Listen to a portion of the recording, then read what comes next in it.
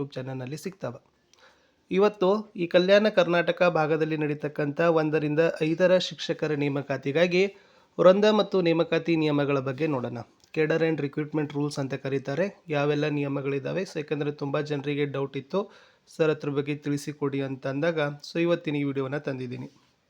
So ನೋಡ್ತಿರ್ಬೋದು, education secretariat ಶಿಕ್ಷಣ ಸಚಿವಾಲಯ ನೋಟಿಫಿಕೇಷನ್ ಅಧಿಸೂಚನೆ number ED 626 PBS 2014 Bengaluru dated 7/8/2017 ಇರ್ತಕ್ಕಂಥ ವೃಂದ ಮತ್ತು ನೇಮಕಾತಿ ನಿಯಮಗಳಿದ್ದಾವೆ.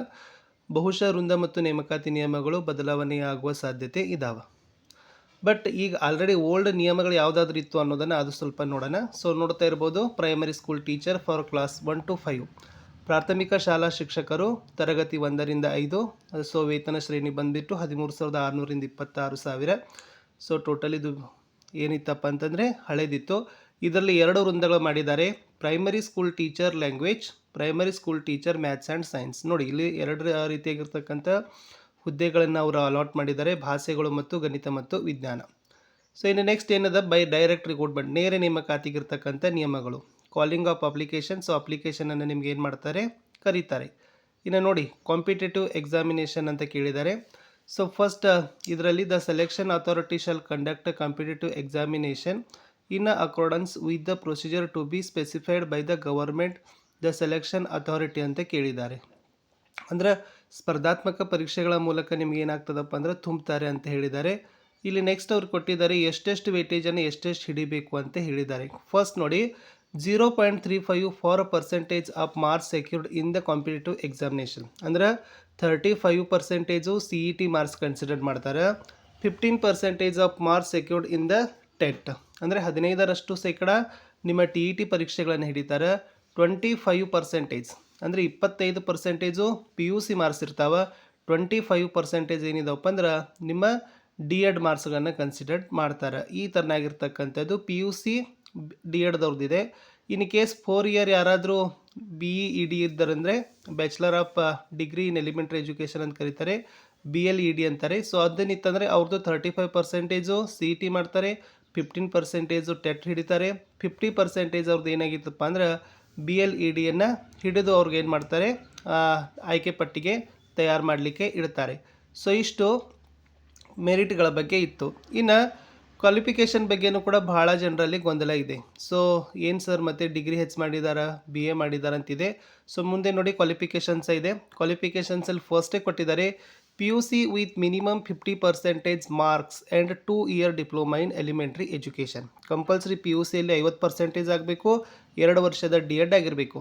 ಅಥವಾ PUC with minimum 50% marks or 4 year bachelor in elementary education. ನೀವು PUC ಆದರೂ ಆಗಿರ್ಬೋದು, ಜೊತೆಗೆ 4 ವರ್ಷದ ಬ್ಯಾಚುಲರ್ ಇನ್ ಎಲಿಮೆಂಟ್ರಿ ಎಜುಕೇಷನ್ ಆಗ್ಬೋದು.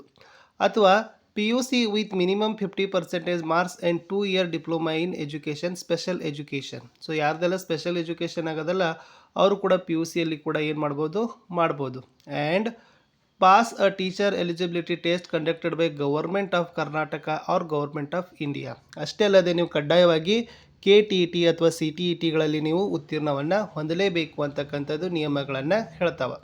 ಸೊ ನೋಡಿ, first for the post of primary school teacher language, ಭಾಷೆಗಳಲ್ಲಿ ನೀವೇನಾದರೂ ಕೂಡ ಅರ್ಜಿಗಳನ್ನು ಸಲ್ಲಿಸಬೇಕಾದ್ರೆ a candidate should have secured minimum 50% marks in each concerned language and in English in PUC and done practice teaching method of teaching at least in the concerned language in diploma or bachelor degree in a course teacher. ಯಾವ ಭಾಷೆಯಲ್ಲಿ ನೀವು ಶಿಕ್ಷಕರಾಗಬೇಕಂತಿರಲ್ಲ ಆ ಭಾಷೆಯನ್ನು ಕಡ್ಡಾಯವಾಗಿ ನೀವು PUCಯಲ್ಲಿ ಓದಿರಬೇಕು, ಜೊತೆಗೆ D.Edಲ್ಲಿ ಬೋಧನಾ ಪದ್ಧತಿಯಾಗಿ ಓದಿರಬೇಕು.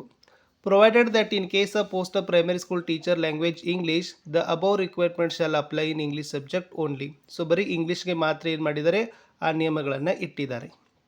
ಇನ್ನು for the post of primary school teacher maths and science, so ಯಾರೆಲ್ಲ ಮ್ಯಾಥ್ಸ್ ಆ್ಯಂಡ್ ಸೈನ್ಸ್ಗೆ ಅಪ್ಲೈ ಆಗಬೇಕಂತಿರಲ್ಲ, ಕಂಪಲ್ಸರಿ ಮ್ಯಾಥ್ಸ್ ಫಿಸಿಕ್ಸ್ ಕೆಮಿಸ್ಟ್ರಿನ PUCಯಲ್ಲಿ ಓದಲೇಬೇಕು ವಿತ್ 50% ಕೇಳಿದ್ದಾರೆ. ಆಮೇಲೆ ನಿಮ್ಮದು ಸೈನ್ಸಲ್ಲಿ ಒಂದು ಮೆಥಡ ಆಗಿರಲೇಬೇಕು D.Edದಲ್ಲಿರ್ತಕ್ಕಂಥದ್ದಂತ ಹೇಳಿದ್ದಾರೆ. ಸೊ ಇಷ್ಟು ಏನಾಗಿತ್ತಪ್ಪ ಅಂದರೆ, ಇನ್ನು ಯಾರ್ದೆಲ್ಲ ಬ್ಯಾಚುಲರ್ ಇನ್ ಎಲಿಮೆಂಟ್ರಿ ಎಜುಕೇಷನ್ಸ್ ಇದೆಯಲ್ಲ ಅವ್ರದ್ದಲ್ಲಿರ್ತಕ್ಕಂಥ ನಿಯಮಗಳಿದ್ದಾವೆ. ಸೊ ಏಜಲ್ಲಿ 45 ಇಯರ್ಸ್ ಇನ್ ಕೇಸ್ ಆಫ್ ಇದೆ, ಮಿನಿಮಮ್ 18 ಇಯರ್ಸ್ ಇದೆ, 45 SC ST ಇದೆ, 43 ಇಯರ್ಸ್ OBC ಇಟ್ಟಿದ್ದಾರೆ, 40 ಇಯರ್ಸ್ ಇನ್ ಅದರ್ಸ್ ಅಂತಕ್ಕಂಥದ್ದು ಏಜ್ ರಿಲ್ಯಾಕ್ಸೇಷನ್ ಇಟ್ಟಿದ್ದಾರೆ. ಸೊ ಇನ್ನು ನೆಕ್ಸ್ಟ್ ಇಷ್ಟು ನಾನು 2017ರಲ್ಲಿ ಇರ್ತಕ್ಕಂಥ ನಿಮ್ಮ PST ಇರ್ತಕ್ಕಂಥ ವೃಂದ ಮತ್ತು ನೇಮಕಾತಿ ನಿಯಮಗಳನ್ನು ತಿಳಿಸ್ಕೊಟ್ಟಿದ್ದೀನಿ. ಇನ್ನು ಬಹುತೇಕವಾಗಿರ್ತಕ್ಕಂಥ ಇದೇ ವೃಂದ ಮತ್ತು ನೇಮಕಾತಿ ನಿಯಮಗಳನ್ನು ಮಾಡಿ ನೇಮಕಾತಿ ಮಾಡ್ತಾರೋ ಅಥವಾ ಏನಾದರೂ ಮತ್ತೆ ಯಾಕಂದರೆ ಏಜ್ ರಿಲ್ಯಾಕ್ಸೇಷನ್ ಆಗಿದೆ, ಆಮೇಲೆ ಈಗಾಗಲೇ ಮಾನ್ಯ ಮುಖ್ಯಮಂತ್ರಿಗಳವರು ಕೂಡ ಏನು ಮಾಡಿದ್ದಾರೆ, ಎಲ್ಲ ಇಲಾಖೆಗಳಲ್ಲಿ ವೃಂದ ಮತ್ತು ನೇಮಕಾತಿಗಾಗಿ ಸಮಗ್ರ ತಿದ್ದುಪಡಿ ಮಾಡಲಿಕ್ಕೆ ಆದೇಶವನ್ನು ಸಹಿತ ಮಾಡಿದ್ದಾರೆ. ಸೊ ಭಾಳಷ್ಟು ಡಿಮ್ಯಾಂಡ್ ಇದ್ದಾವೆ, ಎಲ್ಲ ಟೀಚರ್ಸ್ಗಳದ್ದು ಆಸ್ಪಿರೆಂಟ್ಸ್ಗಳದ್ದು ಡಿಮ್ಯಾಂಡ್ ಇದ್ದಾವೆ. ನಿಮ್ಮ PUC ಆಗಿರ್ಬೋದು, ಆಮೇಲೆ ನಿಮ್ಮ D.Ed ಆಗಿರ್ಬೋದು, ಸ್ಕೋರ್ಗಳನ್ನು ತೆಗೀರಿ, ಓನ್ಲಿ ಟೆಟ್ಟು ಮತ್ತು ಈ CET ಮೇಲೆ ಮಾರ್ಕ್ಸ್ಗಳ ನೇಮಕಾತಿಗಳನ್ನು ಮಾಡಿರಿ ಅಂತಕ್ಕಂಥ ಬೇಡಿಕೆಗಳು ಭಾಳ ಇದ್ದಾವೆ.